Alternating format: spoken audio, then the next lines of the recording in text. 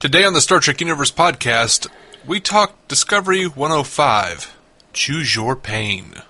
All that right after this.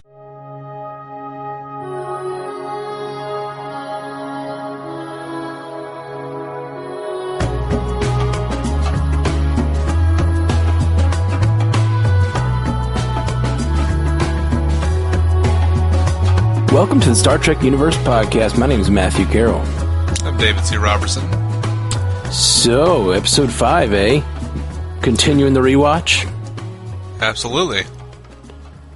I'm digging. You want the summary?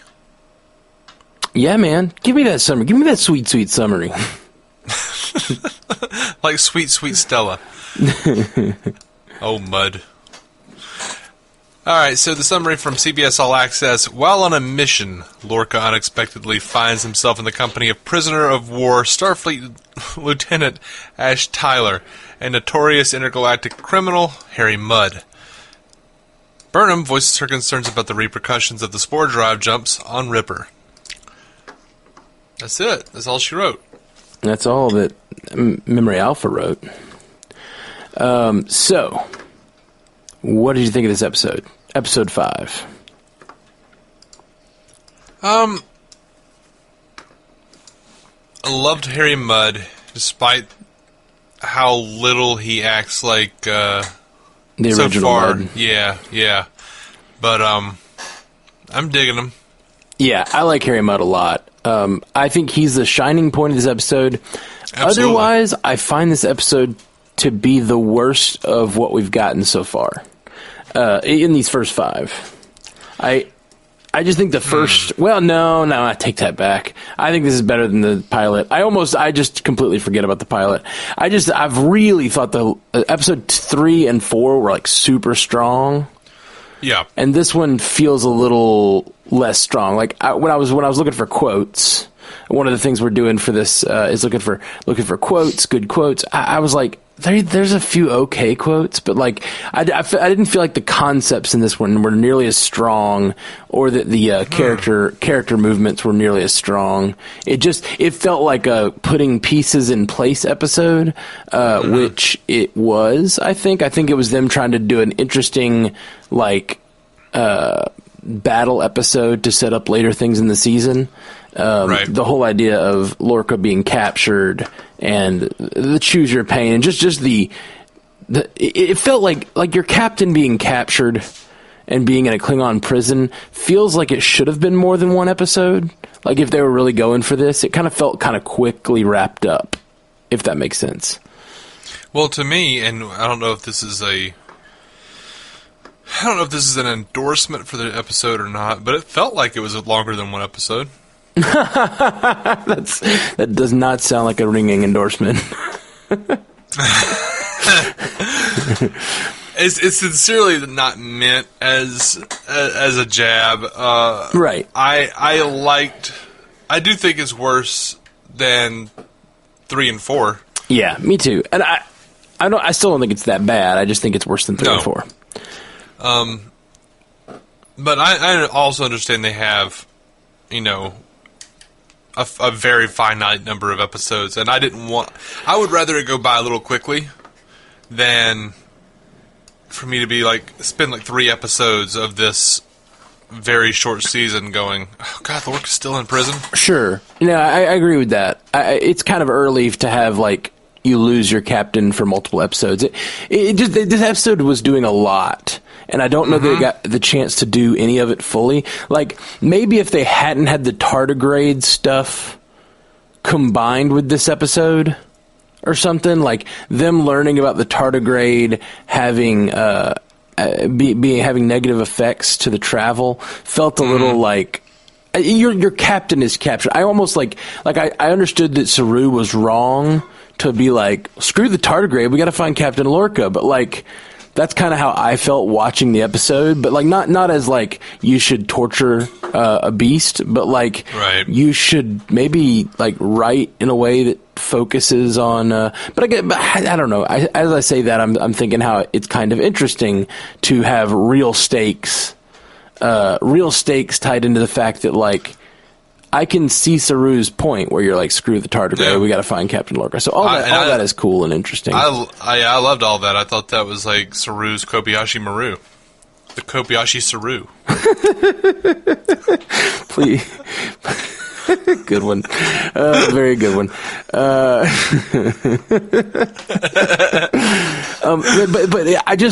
I felt like maybe what didn't feel right to me was that the other characters didn't see Saru's point, or that the other characters kind of disregarded the idea that we need to find Captain.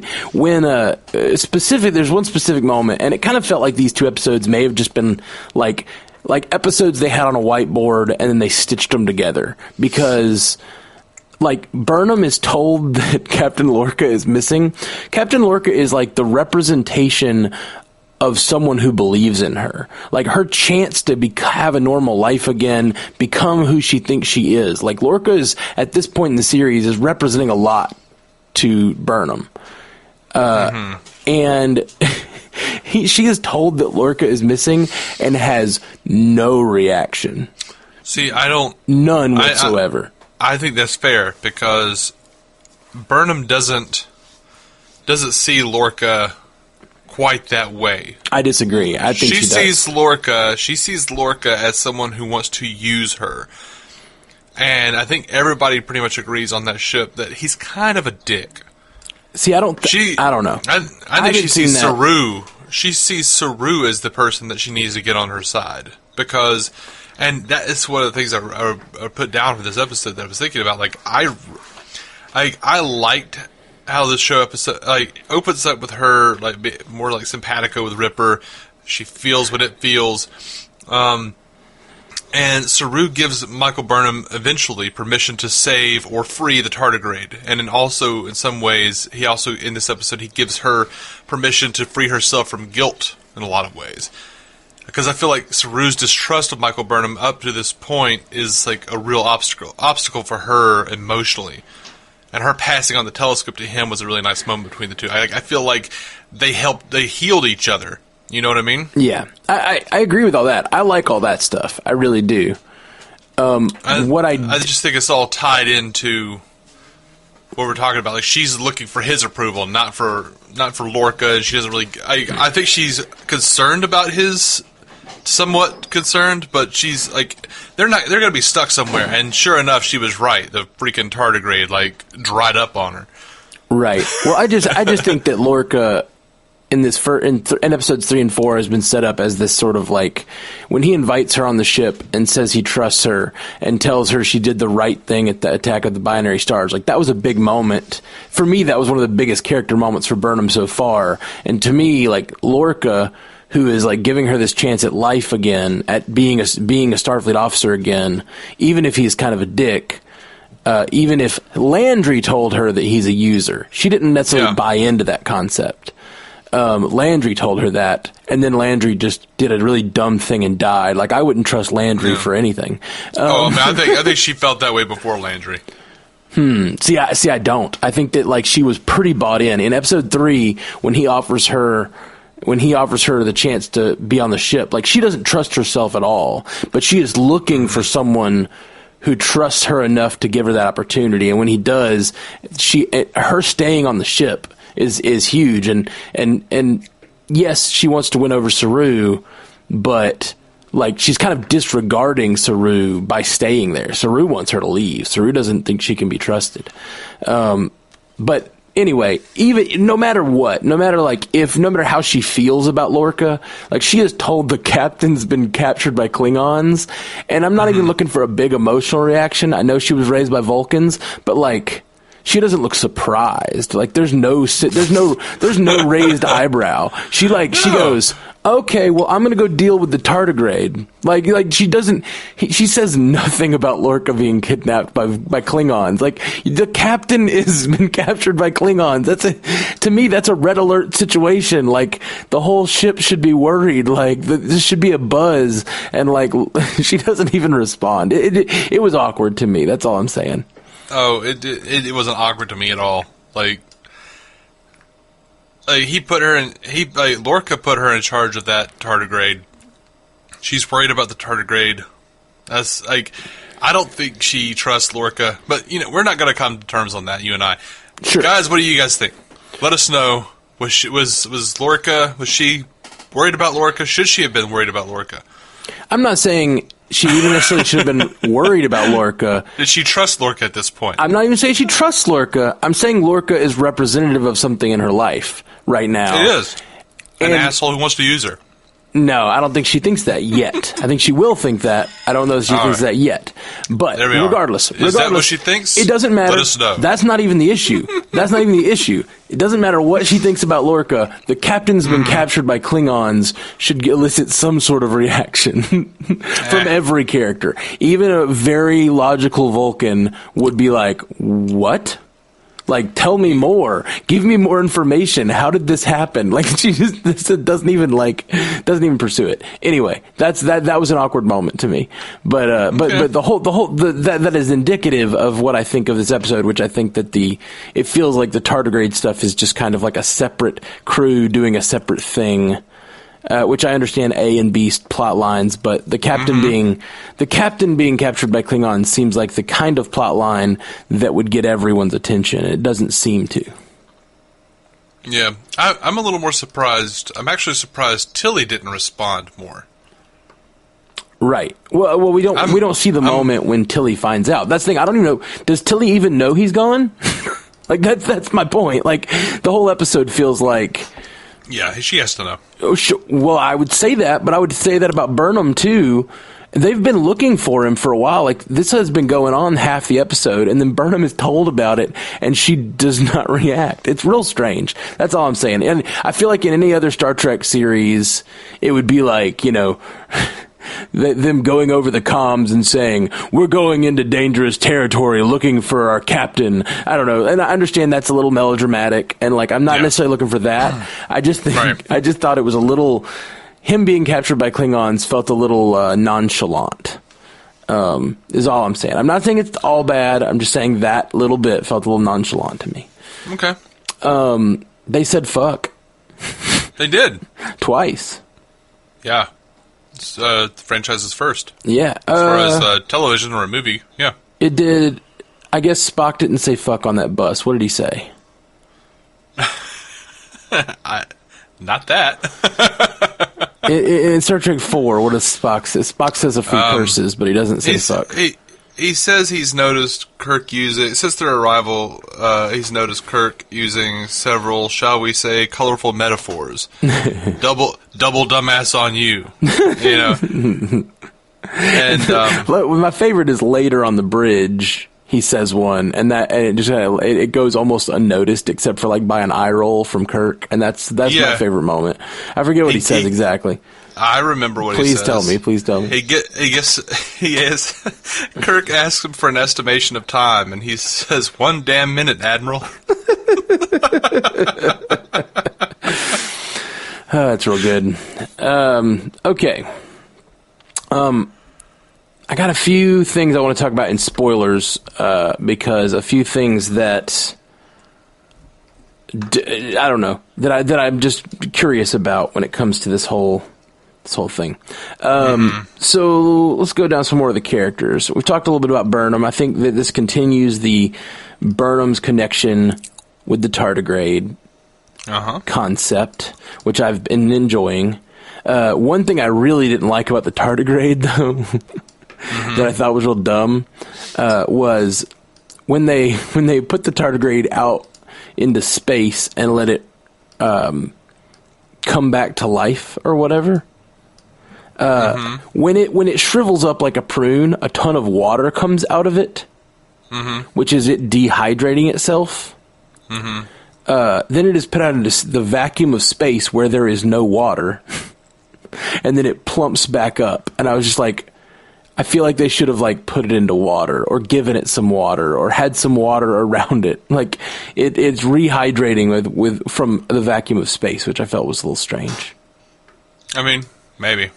I mean, I could headcanon it. It's fine. Like it used the mycelium network to like draw water to itself, and that's what that's what that lightning was. But like, it just seemed a little strange for like it to just lose so much water and then to rehydrate with no water.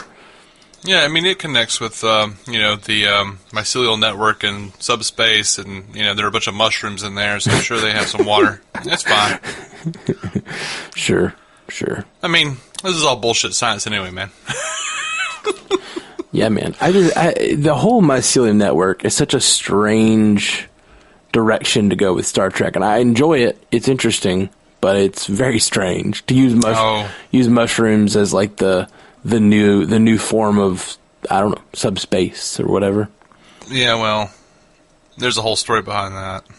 Possibly. Yeah? Feel free to dive into it if you like. I'm not able to dive into it because I haven't done adequate research, but suffice it to say, there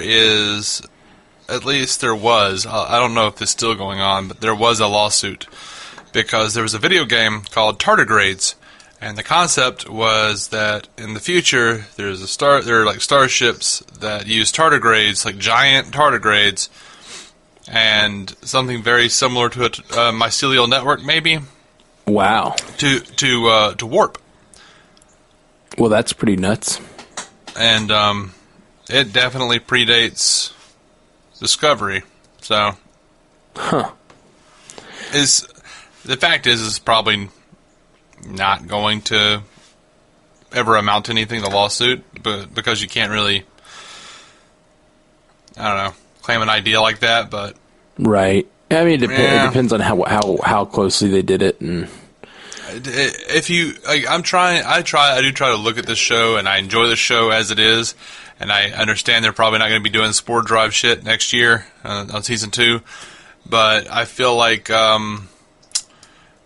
they may have gotten stuck for a season after Brian Fuller and CBS parted ways. Maybe, I'm not sure. I don't know what happened, but I think they stole the idea. Gotten stuck for a season? Like, I think they may have been like, "Holy shit, we need an idea." Oh, I see. After Brian Fuller left, I think they may have stolen it. I kind of think they might have. Interesting. That sucks. I didn't know anything about that, so that's a bummer. If that is true, yeah. Not cool. Discovery team. Well, I don't even know who's still around from that.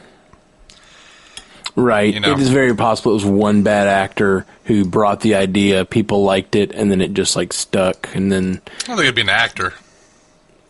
No, bad actor. I don't know if it'd be an actor, Matt. All right, Dave. Stop it.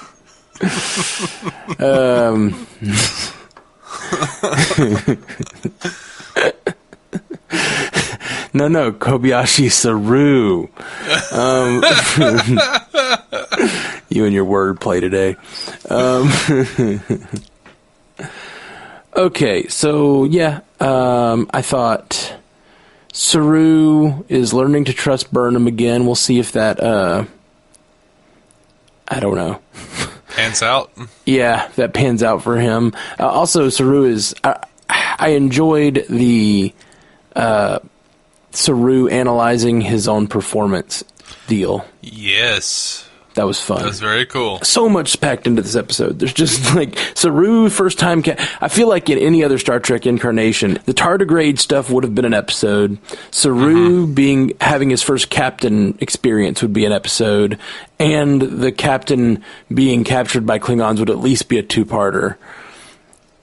I don't know, man. I liked it all in this episode. I liked it too. I'm not saying I don't like it. I'm just saying I don't know if they took the time to fully explore everything. I'm not saying they have to. I think they will continue to explore Saru's self-analyzing way, and they'll continue to give him chances to be in command, and these stories will continue. And that's the difference between this Star Trek and many other Star Treks is it is very serialized, and we're going to get a lot more about what all that meant. And we'll get into spoilers in a minute. I won't say any more about that. I thought Stamets and the Doctor were real cute. Uh-huh. I still don't remember the Doctor's name. Culver. I feel like I listened for it this episode. They never said it. I was like, come on, you got to give me the guy's name. He's only been on screen a few times. I don't remember if they did or not, but I was just listening for it. They may have, and I missed it, but I was listening for it. And I never heard it. Even in the, they just kept, even, his boyfriend or his spouse or whatever kept calling him doctor, which I know was like when they're in professional setting, but still, right. It's like someone call him by his name. You call Stamets all the time. I'm very clear on Stamets and Burnham's names. Someone call this guy by name. Well, we haven't really we've touched on what happened on the ship. We haven't really touched on the Klingon situation. Oh, I enjoyed it, man. I liked the choose your pain bit. I liked Harry Mudd listening in on them and basically feeding everything they're saying to the Klingons. Yeah, I thought the choose your pain was one of the most clever ideas in the episode. And I don't know if they got that from somewhere or from history or whatever, but like that's a really clever concept, making your prisoners choose someone to be beaten every day. Just make to faux dissent, to foment dissent inside the camp was really smart and kind of a cool thing. I loved. There were too many quotes that I actually liked in this episode. I was very tempted to use the one where L'Rell has Lorca and she's torturing him and she's talking about his eyes and he goes, "We all got something." I don't know. I just like that dude so much. Yeah, I like him too. So yeah, my probably talk about quotes. My favorite quotes this episode. I really liked when they walked into the prison cell and Ash Tyler says, "Choose me," and Mudd says, "I fully support that idea." Yeah, that was fun. Mudd's such an asshole.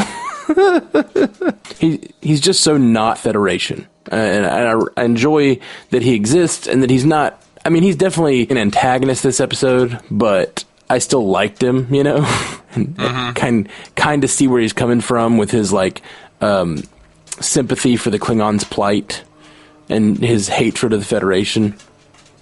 It was fun. Yeah, I loved all of that. Like, that was a great backstory for Mudd, and really informs what we know of him from the original series. Like, that's one of the quotes that I put down is like just his little speech where he says, "I used to have a life captain, a good one, a respectable business. That all got blown up because of your damn war."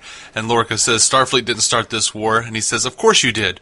The moment you decided to boldly go where no one had gone before. Yeah. What did you think would happen when you bumped into someone who didn't want you in their front yard?" And Tyler says, "You're siding with the enemy? I'm not siding with anyone. But I sure as hell understand why the Klingons pushed back. Starfleet arrogance. Have you ever bothered to look out your spaceships down at the little guys below? If you had, you'd realize there's a lot more of us down there than there are of you up here, and we're sick and tired of getting caught in your crossfire." That was fantastic to me. Like, I just loved that. Yeah, it was great. I loved it all. It really did, giving the antagonists a reason to be antagonists that can like be understood. I really like. I want to get into spoilers because I've got so many things I want to talk about. Let's get through these quotes. Any more quotes? I really liked. I liked when Burnham goes into engineering and says, "Stamets, you're a genius. He has all these things," and he says, "I know I'm brilliant. What are you trying to get out of me?" That was great. Yeah, like that one a lot. You got any other quotes? Yeah. Most of mine come from Harry this week. Oh, funny. I don't think any of mine do. Yeah, that's funny. I like when Harry goes, "Well, they say confession is good for the soul. Too bad none of us have one anymore." That's funny. Actually, that was one of my quotes. That was my last one. Yeah, that's great. They say confession is good for the soul. Too bad none of us have one anymore. I like it. It's a little weird in that Lorca just showed up there. Like, I guess he's just assuming Lorca has no soul because he's a Federation officer, a Federation captain. No, that quote came directly after Mudd tells Ash Tyler that Lorca escaped his ship and didn't go down with it, while the Klingons boarded it and destroyed it. Oh, Lorca that's right. then corrects him and says, that's right. only half right. I did escape, but I blew my crew up. Yeah. So you got some trivia for us, Dave? Yeah, this is all from Memory Alpha. There's a bunch more over there, but this was these were the interesting bits as I felt. They were. So this is the first episode to feature Harry Mudd that doesn't actually include the word Mudd in the episode's title. The other were Mudd's Women, I Mudd, and on the animated series, Mudd's Passion. In the teaser, Lorca mentions the Discovery having undertaken missions at Corvan 2, which we already knew about. It was from last week. But right. He also mentioned the Ophiuchus system. Ophiuchus 3 was referenced in Mudd's Women. Huh. That was the first one to have Harry Mudd. Okay, interesting. Interesting that they tie that together. I wonder if that has any relation to why he's in prison. I wonder what is the mention in Mudd's Women. I think it was just an Easter egg. I don't think it was a big deal. Right. I do. This is fun because, and I noticed this and was going to mention it, and then they also had this in the trivia for the episode. Was if you remember in Star Trek II: The Wrath of Khan, Admiral Kirk tells Saavik, the Klingons don't take prisoners, and this is just one of many episodes that contradicted that. Right. Which I still like, because I feel like Star Trek II: The Wrath of Khan, I feel like Admiral Kirk saying the Klingons don't take prisoners is an early indication of his prejudice against the Klingons. Like, he's just using, like, general untrue things. I don't know if that's that early. I think that he just has... He's had a strong prejudice against the Klingons for a long time. Mm-hmm. But yeah, that is not true. Yeah. Did you notice the captains that Saru brought up? I noticed Archer. You noticed Archer? Yeah, who else was on there? Robert T. April. I did notice his name too, but I don't remember who that is. Robert April was the first captain of the 1701 Enterprise. Neat. The first one. And we've never seen a real reference. I don't think we've seen a reference to him in live action other than this. He showed up on the animated series, but he that was the original name for the captain way back when Gene Roddenberry was first cooking this up. That's neat. And then they eventually kind of wrote him into canon here and there. Right, as the first captain of the Enterprise. That's neat. We also have Matthew Decker, or as he's known on the original series, Commodore Decker, father of Will Decker from the motion picture. Okay. Yeah, I did notice Decker, and I was thinking, from the motion picture? But that doesn't make sense. Okay, it's his father. That makes sense. Yeah, Matthew Decker was, oh God, I can't remember the name of the episode now. I knew I was not going to. So cool that they do all this little stuff to connect the world together. I love it. I love it so much. Such attention to little bitty details, and occasionally not attention to those details, but, I still like that they put all these little Easter eggs in there for us. Yeah. Let's see. But they also had Christopher Pike and Philippa Giorgio on there. So I like that. Let's see. The episode reveals that Hugh Colbert, that's the doctor, is not the Discovery's chief medical officer. And I noticed that in his dialogue, because he says, I have to assist the ship's CMO with an Andorian tonsillectomy. Oh, yeah. CMO is chief medical officer. So I did catch that line. I didn't know what CMO was. I should have probably figured that out. Yeah. Neat. This is the first episode with an ongoing, regular homosexual relationship. Yeah. And by the way, on one of the operation consoles, it referred to Stamets as the chief engineer, and Ted Sullivan, one of the writers and producers, said that was a production mistake, saying that he's the chief engineer of Spore Drive, but not of engineering. Ah. Yeah, that's one really interesting about this ship is that everything seems a lot more decentralized. I mean, they said it in the first episode, 300 up to 300 projects can be going on at once, and it just makes the whole thing. There's all these little different. Like right now, we've just been involved in Spore Drive world. This whole Spore Drive world and the bridge. Like that's really all we know. And then with things like Burnham showing up to the bridge and being like, Lorca's gone, and she doesn't react, but she's still like. It's like the fact that she didn't know that is kind of weird compared to other Star Trek shows, and maybe it's because it's so secretive. It's the secretive nature of the ship, but it's just interesting that I feel like in other Star Trek series, it's always been like very defined roles from the top down, and it just kind of cascades, and everyone learns everything, and the whole ship kind of knows everything. It doesn't feel so decentralized, which I think is interesting. Mm-hmm. Yeah. Sorry, I got distracted. I remembered it was the Doomsday Machine. Matt Decker was in the Doomsday Machine. Oh, okay. Yeah.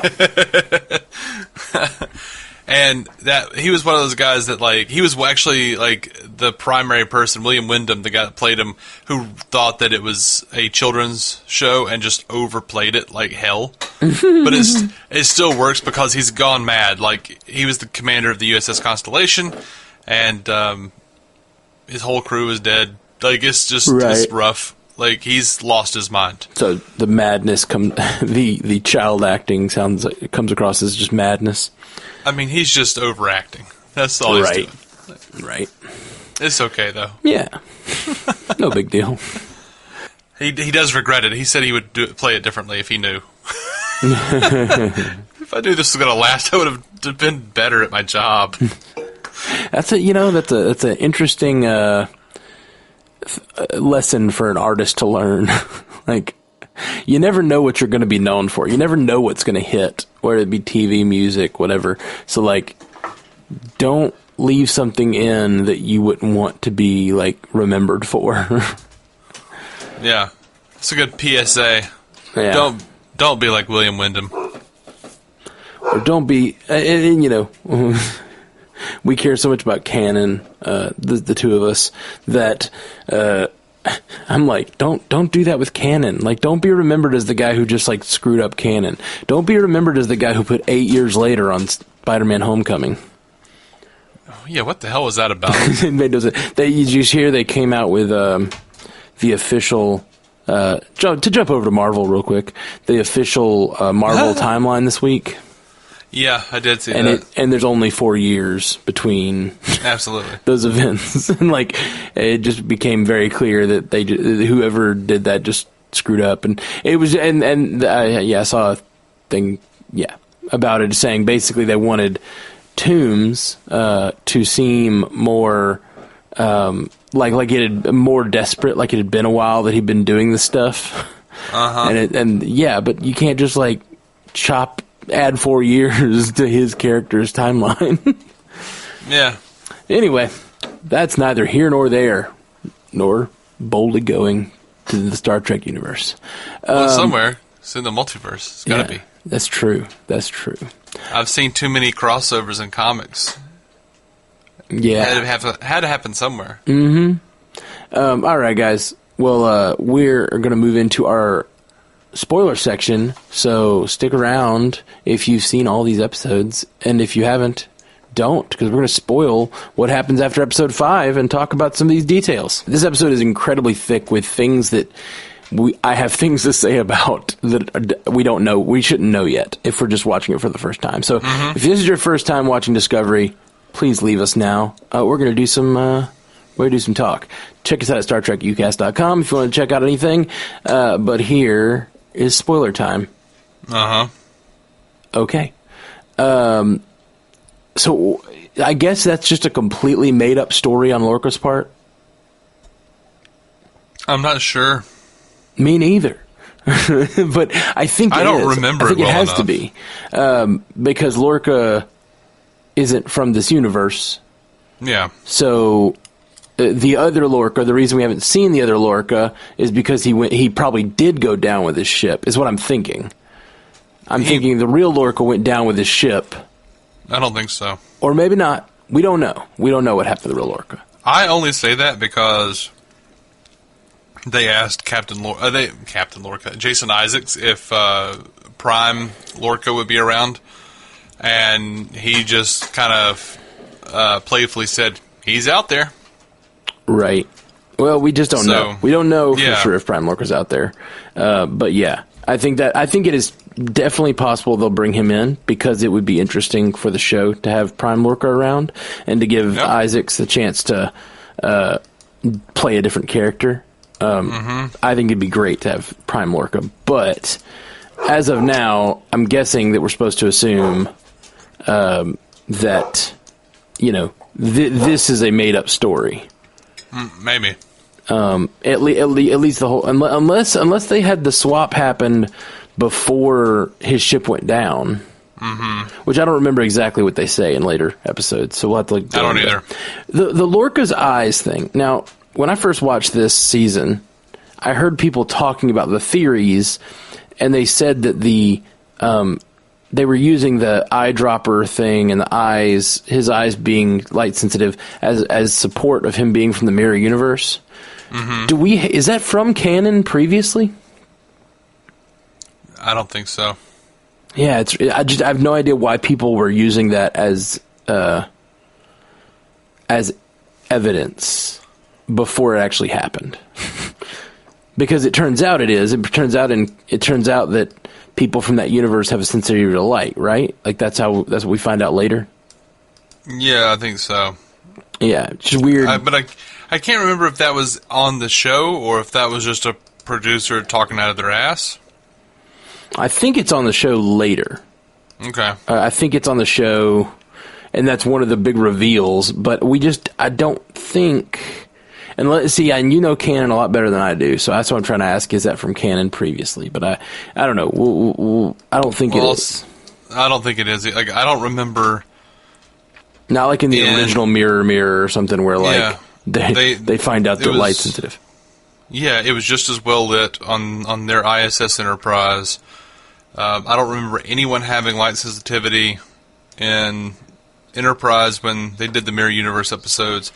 Now, I could understand if it was Deep Space Nine because everything on those sets was dark. Right. Deep Space Nine was a darker show. Yeah, so that's weird. It's weird if everyone has light sensitivity over there, and then, yeah, I don't know. I don't know what it all means.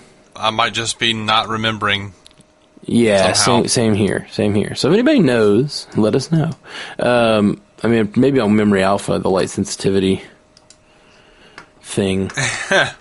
But we'll look into it. If we find out, we'll let you guys know if there's anything that we're missing. Absolutely. So, one thing that I think was not nearly as much fun the first time I watched this episode as it was this time, and it goes back to episode 4, I think, as well. The Dr. Culver and Stamets interacting was a lot of fun, knowing that they're together. All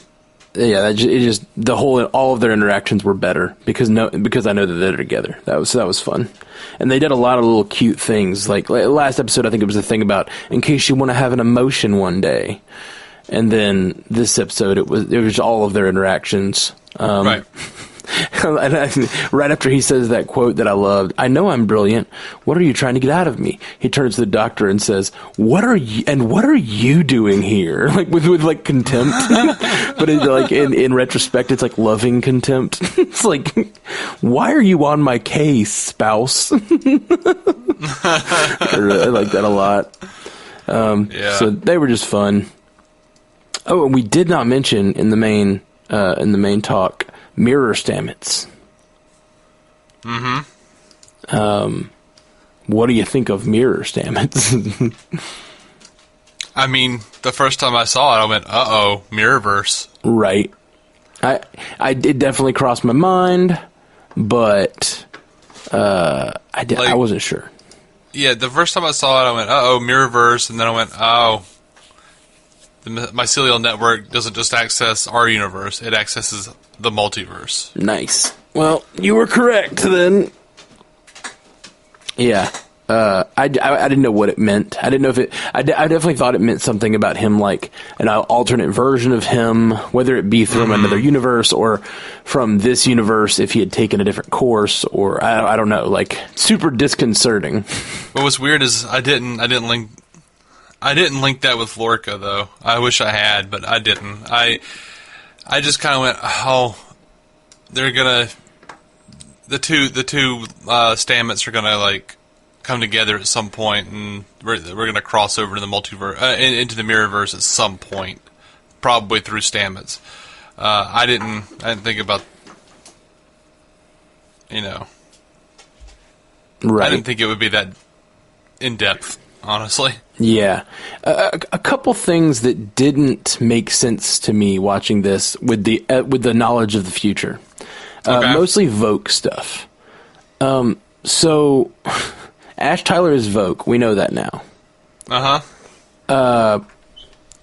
According to Ash Tyler, and we don't know how long Harry Mudd was in there, but according to the two of them, Ash Tyler was in there for a year? They're both unreliable narrators. Right, I agree. But does that mean that Harry Mudd is in on Ash Tyler? It is very possible. This is all very possible. I'm not saying it's a flaw, but are we supposed to believe that, based on everything we know, that all of this is a setup, including Mudd? Like Mudd, we know he's already working with the Klingons, recording their conversations, but is he working with them deeper than that? Is his whole imprisonment part of their plan? Is he like helping convince Lorca? Who, Mudd or Mudd, Ash Tyler? like Mudd. If obviously Ash Tyler is, and then that's a question too. How much does Ash Tyler know? Because we know from later. Oh, Ash Tyler doesn't know anything. Right, he doesn't know it yet.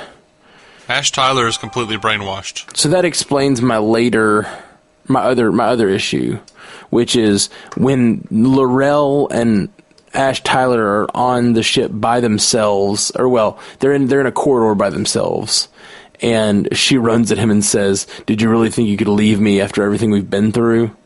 And I was like, "Wait, I don't. Which him is she talking to?"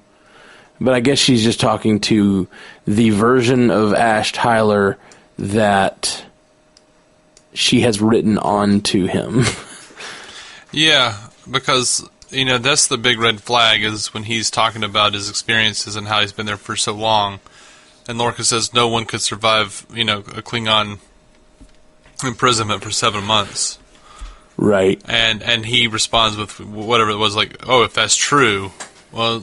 I'm stronger than I realized. I'm stronger than I realized. Yeah, he's not. Yeah, he's not. So, but well, we don't know exactly how long it's been.